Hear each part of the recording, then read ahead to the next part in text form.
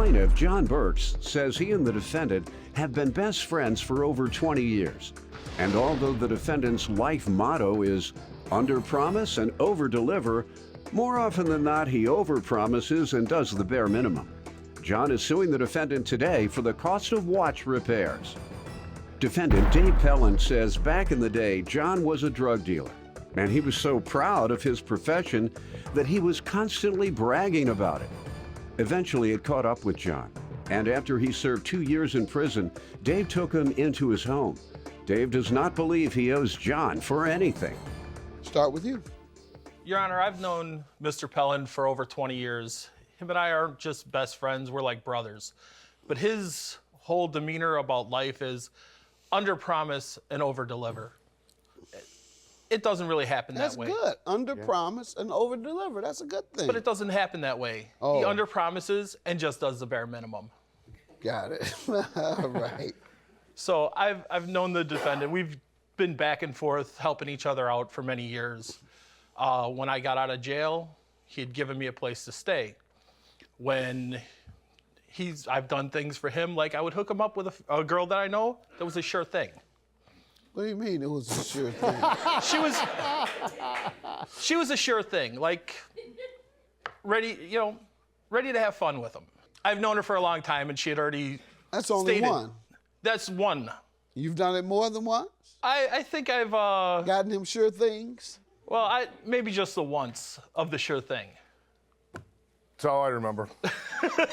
At least you remember it. I do remember. But he can't close the deal. All he does is talk. That's why we call him Jib Jab. Plaintiff John Burks is suing his former friend, who claims before John went to prison on drug charges, he constantly bragged about being a drug dealer. Sir, let me hear from you. I have the gift of gab, yeah, that's true. But I don't know, I've been friends with Johnny for a long time, like you said. He had his trouble, he went away for a while. He came out, I gave him a place to stay. I helped him out while he was in there, put money out of his books, did things like that for him. I mean, a little background about his situation. I mean, he's kind of a funny guy. You know, he obviously had his trouble with drugs, and he got pinched. I don't know. You selling drugs? You were selling? Yeah. You went to jail for prison selling drugs? I was convicted of possession with intent. How much? An 8-ball. How much time did you get for that? 4 years I served too. You must have had something else going on. There was more to it. There was definitely more to it than that. Well, That's what I was convicted of. And I mean, his status as a drug when he back in the day. I mean, I'll give him credit now. He's got out. He's cool. He's been taking care of business. Got him a job. He's staying with me. He's taking care of business. But His status when he was a drug dealer. What were you saying about that? oh well, he was definitely proud of his status as a drug dealer. And we couldn't even go out to eat. We'd go out to eat. He would order his food. He'd be like, let me get the steak and eggs. And by the way, if you ever need anything, drugs, pills, whatever, I got you, and I'll take the white toast with that. That wasn't pride. That was foolish. He was pride. I mean, I would go down. We would go down to clubs in the city and stuff. I would have to call him ahead of time. I'd be like, listen, I'm coming down with some people that I work with. They don't need to know your status as a drug dealer within the first 5 minutes of beating them.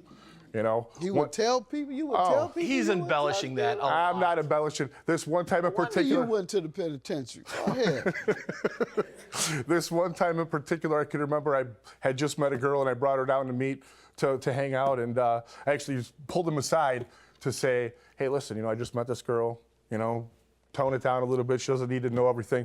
Within 20 minutes, we're outside talking, and he solicited her to work for him.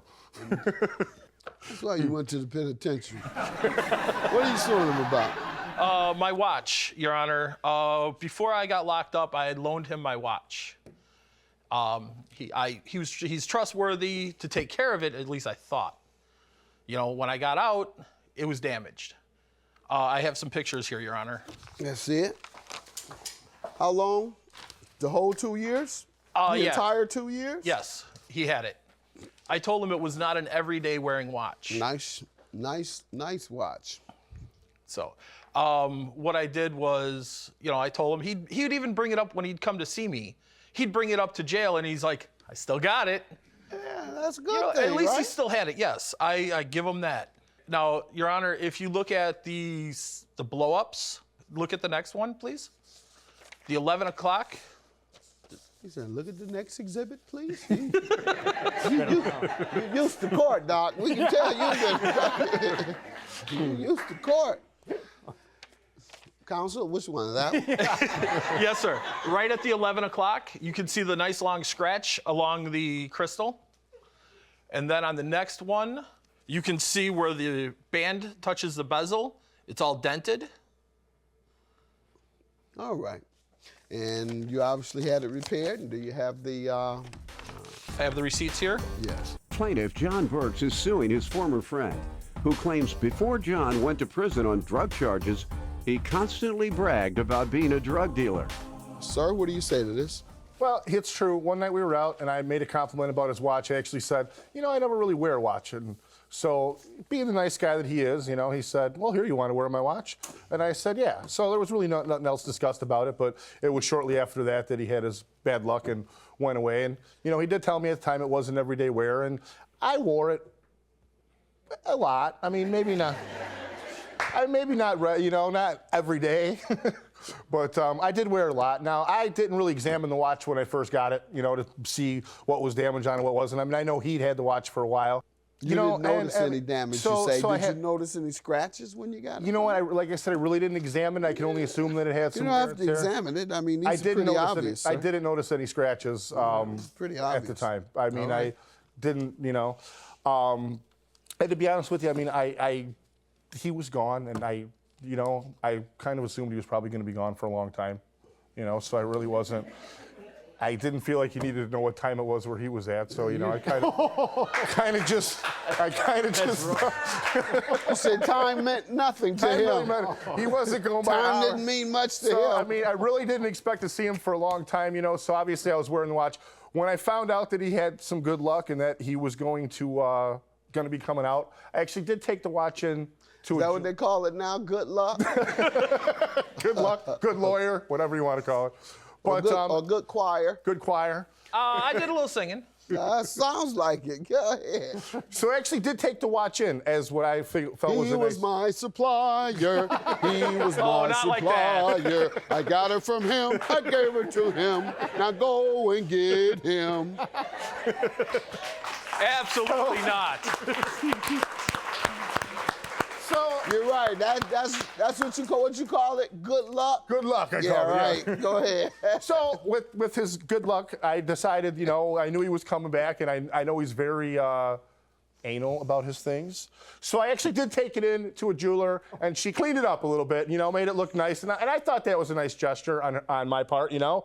And then he gets out, I give him the watch back, obviously. And then a couple weeks later, he sends me a text message and says, oh, by the way, you know, I just brought the watch to the jeweler, and it's going to cost, you know, $300 and something, whatever it is, to get it fixed. And I said, well, you know, I hope you're not expecting that from me, you know. And he said, well, yeah, I kind of am, you know. And I was like, well, I don't feel that I caused that much damage to it. I mean, it was a used watch to begin with, and so you Yeah. would be responsible for the normal wear and tear, by the way.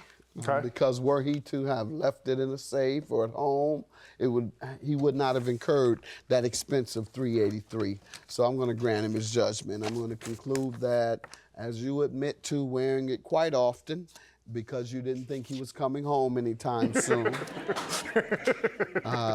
So judgment for the plaintiff. Thank you. All right. Good luck to you. Have a good day. thank you.